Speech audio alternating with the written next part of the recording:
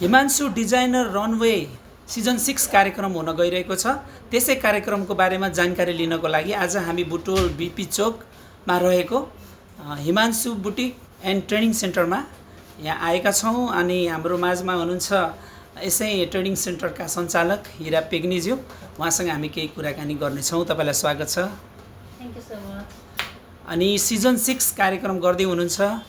अनि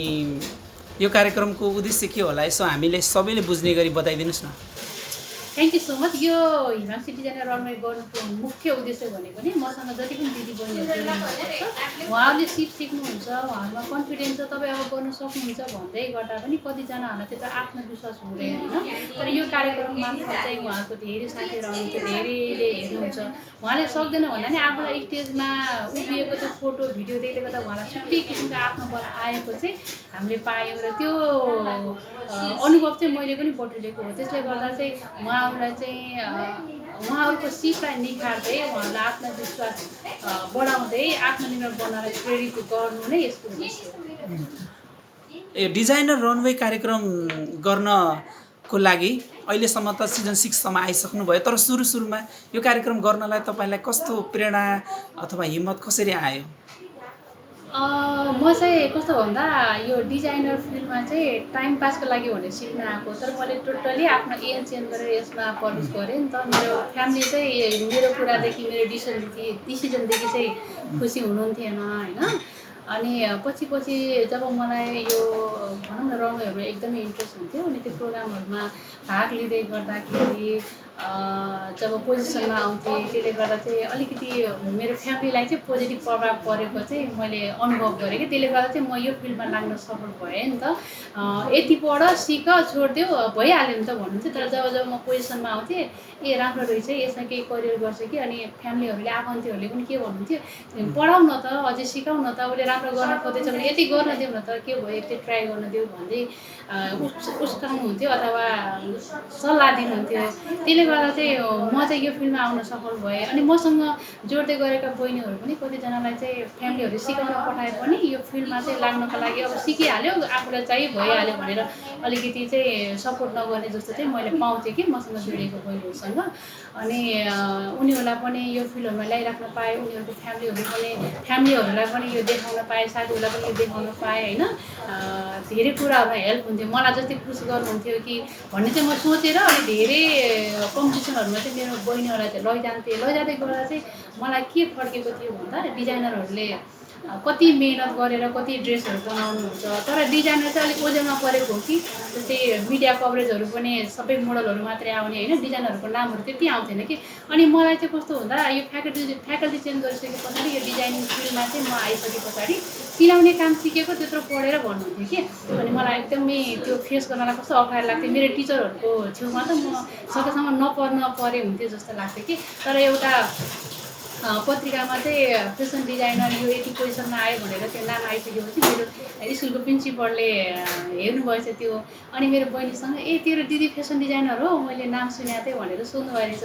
त्यसले गर्दा चाहिँ मलाई एउटा कस्तो एकदम खुसी फिल भयो कि ला मेरो टिचरले चाहिँ अलिकति हो पनि बुझ्नुभयो है भनेर। त्यो टिचरको अगाडि जानलाई चाहिँ मलाई लाज भएन, किनकि धेरैले भन्थ्यो कि सिलाउने काम भनेर भन्नुहुन्थ्यो। त्यो त कति फरक छ भन्ने कुरा त मैले मात्रै बुझेको छु नि त, मेरो समाजलाई बुझाउन चाहिँ गाह्रो छ।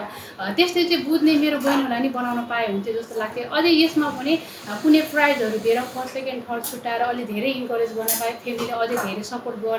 गर्थ्यो होला, त्यस्तै गर्दै हुन्थ्यो नि कसैले यो प्रोग्राम भन्ने चाहिँ मैले सोचिरहेको थिएँ होइन। मेरो दिमागमा चाहिँ डिजाइनरको लागि कसैले केही गर्दै हुन्थ्यो भनेर चाहिँ सोचिरहेको हुन्थेँ। तर बिचमा कोभिड आयो होइन, कोभिड आउँदै गर्दा चाहिँ मेरो एकदमै नजिकको आफन्तीको चाहिँ भनौँ न डेथ भयो। अनि त्यसमा चाहिँ मलाई एकदमै कस्तो सडनली आयो भने ला म पनि केही हुन्छु कि, मेरो त यत्रो धेरै सपना छ होइन, उहाँको पनि कति धेरै सपना थियो, सबै गयो नि त। अनि त्यो बिचमा चाहिँ मलाई एउटा कुराले के खड्काएको थियो भन्दा डक्टर ताराको एउटा लाइन थियो, मानिसहरू चाहिँ धेरै सपना लिएर चियानमा जान्छन् अथवा मर्छन् र चियानलाई चाहिँ धनी बनाउँछन् भनेपछि सबैभन्दा धनी ठाउँ चाहिँ चियान हो भनेर भन्नुहुन्थ्यो। अनि मलाई यो दुईवटा कुराले चाहिँ मेरो ड्रिम र यो शब्दले चाहिँ मलाई एकदमै घचघचायो कि। त्यसले गर्दा मलाई चाहिँ एकदमै होइन म चाहिँ यत्तिकै मेरो सपना यस्तो चाहिँ डिजाइनरको लागि गर्छु भनेर यही बिचमा म मरिहाल्यो भने चाहिँ मेरो सपना कसले गरिदिने होइन। अहिलेसम्म गरिदिनु भए त अरूले नै गरिदिन्थे। सुरुवात चाहिँ मैले गर्नुपर्छ भन्ने चाहिँ भइरहेको थियो होइन। त्यही बिचमा चाहिँ अब मलाई त यो दुइटाले सुत्नै दिएन नि त अनि 2-4 जना मन मिल्नेहरूसँग सेयर गरेँ यस्तो गर्न पायो भने चाहिँ मलाई त्यस्तो गर्ने रहर छ यत्तिकैमा मऱ्यो भने के गर्ने किनकि मृत्यु त अचानक हुने रहेछ जस्तो चाहिँ मैले कुराहरू सेयर गरेँ अनि एकजना म्याम हुनुहुन्थ्यो गीतारानी बलाल भन्ने उहाँले चाहिँ यो नारी दिवसको दिन चाहिँ एउटा प्राइज जित्नु भएको थियो अनि उहाँले चाहिँ होइन तपाईँ गर्न सक्नुहुन्छ गर्नुपर्छ भनेर चाहिँ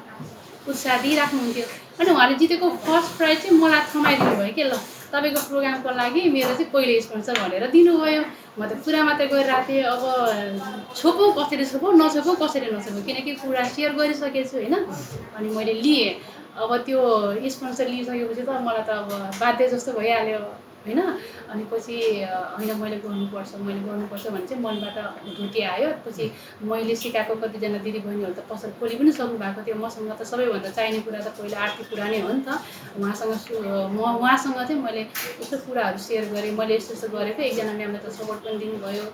ला अब कसरी गर्ने होला के गर्ने होला भन्नुभयो त्यस पछाडि मैले यसो बसेर एकजना हामी पहिला जसको प्रोग्राममा काम गरिरहेको थियौँ उहाँ एकजना सरलाई चाहिँ हामी हल्का इस्टिमेट चाहिँ गर्न लगायौँ प्रोग्राम गर्नलाई कति लाग्दो रहेछ के गर्नु पर्दो रहेछ भनेर अनि इस्टिमेट निकालिसके पछाडि बहिनीहरूलाई भने